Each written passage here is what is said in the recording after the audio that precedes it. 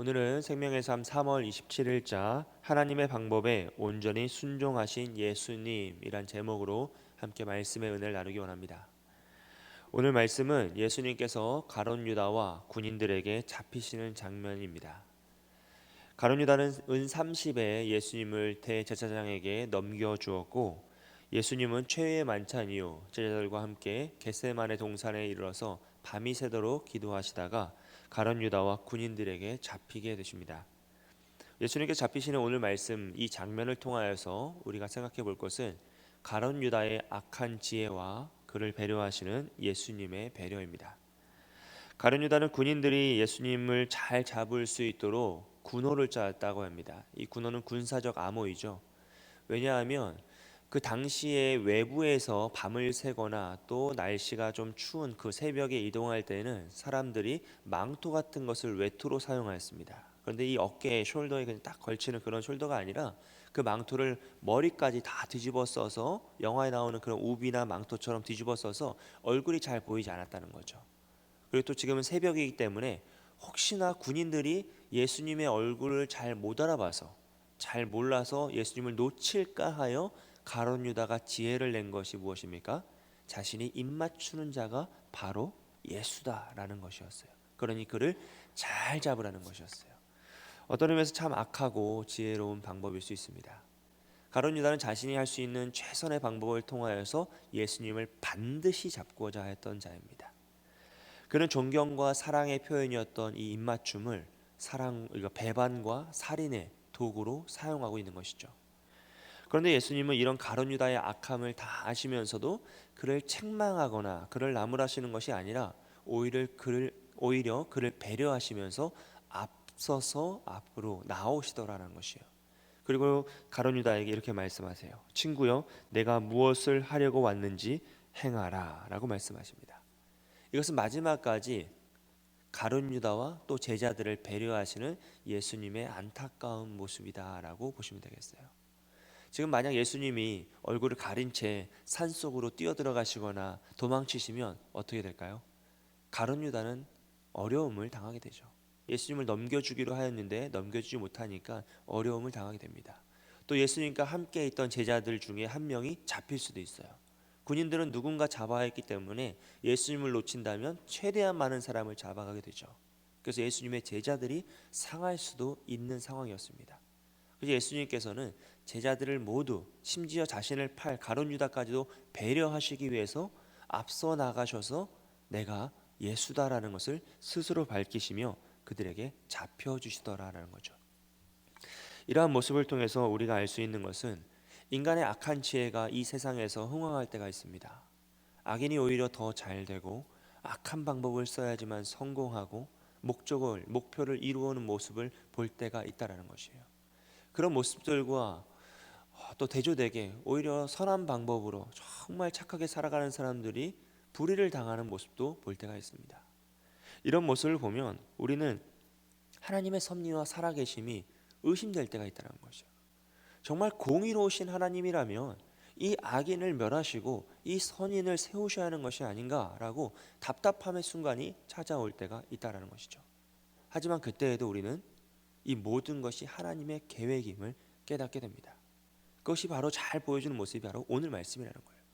인간의 악한 그 지혜는 하나님께서 이루시고 예수님께서 그 고난을 당하셔야 하느냐라고 반문할 수 있지만 이 모든 것은 다 하나님의 뜻을 이루기 위함이시더라는 것을 알 수 있다는 거죠.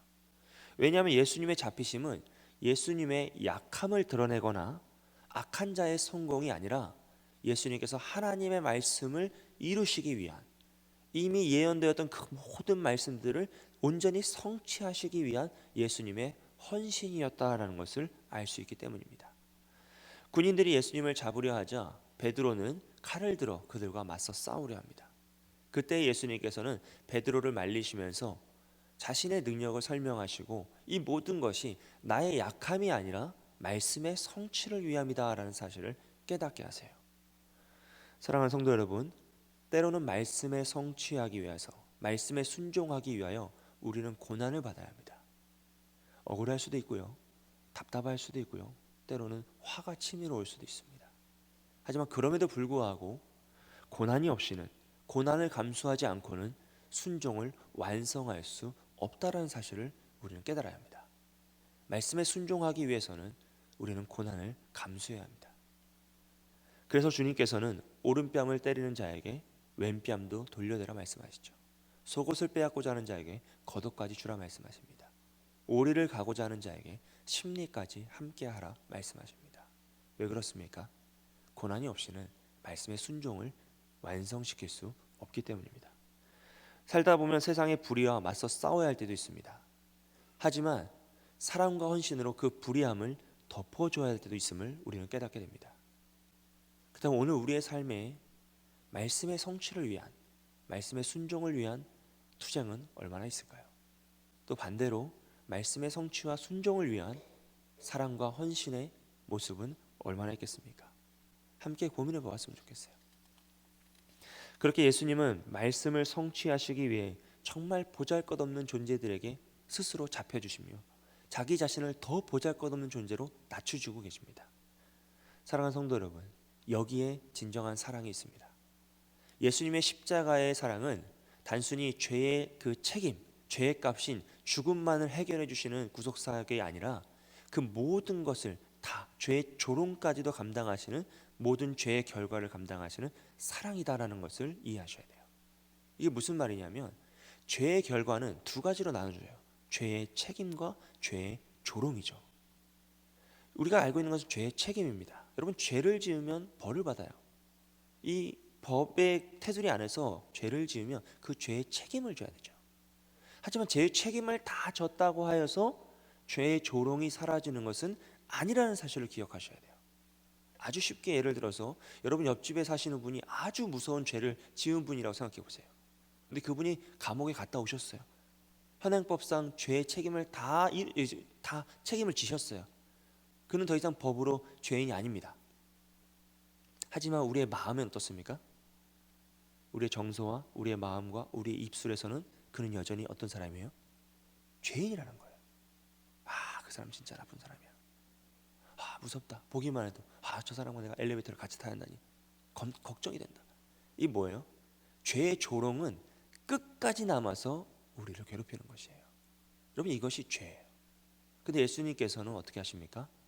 십자가에 달려 죽으심으로써 우리가 대신 져야 할 그 십자가를 지어주셔서 죄의 책임, 죄의 값은 사망이라 우리의 생명을 대신하여 죽음으로 그 모든 것을 해결해 주셨죠. 또 예수님은 모든 사람에게 책망받으시고 조롱당하시고 비난받으시고 채찍질 당하시고 침뱉음 당하시면서 우리가 받아야 할 죄인으로서의 조롱을 다 감당해내신 거예요.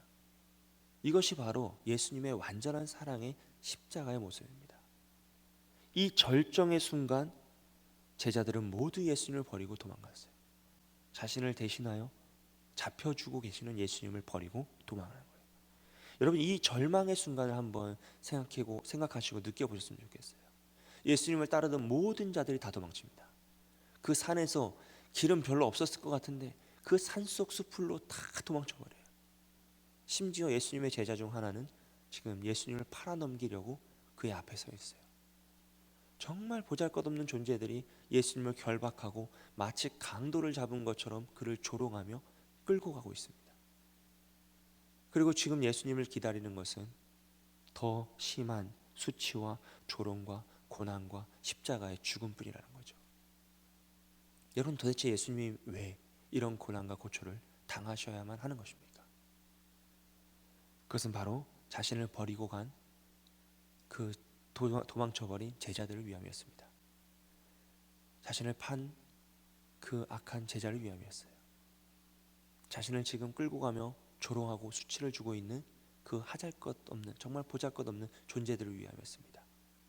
그리고 오늘도 예수님의 사랑을 모른 채 살아가는 우리를 위함이었습니다. 우리는 감히 서로가 서로를 평가하거나 누가 잘했다 누가 못했다 할 수 없는 존재들이에요. 그럼에도 불구하고 우리는 서로를 비교하면서 그래도 나는 저 사람보단 낫다. 난 그래도 저렇게는 안 산다라고 하면서 스스로 우월감에 빠지기도 하고 또 좌절감에 빠지기도 하며 미련하게 산다는 거죠. 심지어 구원받은 이후에도 서로 믿음을 비교하면서 내가 좀 더 낫구나. 야, 내가 직분을 받았구나 하면서 그렇게 미련하게 살아가는 모습. 여러분, 이러한 우리의 모습은 예수님의 그 거룩하고 그 숭고한 그 십자가를 너무 싸구려로 만드는 최악의 행동임을 기억하셔야 돼요. 우리 주님의 십자가 앞에서 아무것도 할 수 없는 존재들입니다. 여러분, 만약 우리가 십자가에 달려 죽어가시는 예수님과 지금 함께 있다고 한번 상상해 보세요. 골고다 언덕에서 십자가에 달려 피 흘리시는 그 주님과 함께 있어요. 그리고 그 주님께서 우리를 바라보고 계십니다. 그 위에 계신 주님이 아래를 바라보실 때 과연 어떨까요? 정말 주님의 눈에 야, 저 사람은 큰 사람, 저 사람은 작은 사람, 저 사람은 대단한 일을 한 사람, 저 사람은 좀 부족한 사람, 그런 것이 보일까요? 사람들 사이에서는 누가 크다 작다, 누가 대단하다 미련하다 다 나눌 수 있지만 지금 주님의 눈에 보이는 모든 사람은 어떤 자들입니까? 주님의 십자가의 사랑 없이는 구원받을 수 없는 죄인 중의 죄인이요, 죄의 노예일 뿐이에요. 아무것도 할 수 없는 무능한 자들이라는 거죠. 그런 자들끼리 서로 비교하면서 서로 책망하면서 서로 내가 조금 더 낫다라고 아둥바둥 살아가는 것이 인생의 미련함이라는 거죠. 여러분, 주님의 십자가에 우리의 그 미련함을 다 내려놓으셨으면 좋겠어요. 우리를 위해 잡히시고 고난당하시고 십자가 달려 죽으신 그 주님 앞에서 우리의 모든 것을 다 내려놓고 조금 더 십자가 자체, 예수님 자체를 묵상하였으면 좋겠습니다. 십자가 달려 죽어가시는 주님과 눈이 마주쳤다고 한번 상상해 보세요. 나를 위해 피 흘리시는 그 주님과 눈이 마주쳤어요. 우리는 어떤 기도를 할 수 있을까요? 주여, 나를 조금 더 풍요롭게 하소서. 주여, 나를 조금 더 평안하게 하소서. 주여, 나를 조금 더 잘 되게 하소서. 우리의 자녀들이 잘 먹고 잘 살 수 있도록 도우소서. 과연 십자가에서 피 흘리시는 주님과 눈이 마주쳤다면 우리가 그런 기도를 할 수 있겠습니까? 여러분, 이번 주일은 종료주일입니다. 성찬식을 통해서 주님의 피와 살을 기념할 때 다른 모든 것을 다 내려놓고 주님의 사랑과 주님의 은혜를 더 깊이 묵상하시는 저와 여러분이 되셨으면 좋겠어요. 다음 주는 고난주간이에요. 고난주간 특별 새벽 기도회를 통하여서 더 말씀을 깊이 묵상하시고 십자가를 묵상하시고 복음이신 예수 그리스도를 묵상하면서 더 낮아지고 우리의 모든 것이 다 무너졌으면 좋겠습니다. 나의 생각과 나의 판단과 심지어 나의 기도 제목마저 다 무너지고 오직 십자가 앞에서 주님만을 바라보며 주여, 나를 도우소서, 나는 죄인으로소이다. 주여, 나의 가정을 지키소서, 우린 죄인입니다. 주여, 우리 자녀를 도우소서, 우리 자녀를 구원하소서, 그들은 모두 죄인입니다. 우리는 아무것도 주님 앞에서 내세울 수 없는 죄인일 뿐입니다. 주여, 십자가를 붙잡고 나아가오니 우리를 지키시고 우리를 도우소서라고 간절히 기도하셔서 정말 이 고난주간에 더 깊이 십자가를 묵상하시고 우리를 사랑하시고 정말로 죽기까지 우리를 구원하신 주님의 사랑을 더 가슴 깊이 새기시는 저와 여러분이 되시길 주님의 이름으로 축복드립니다. 함께 기도하겠습니다.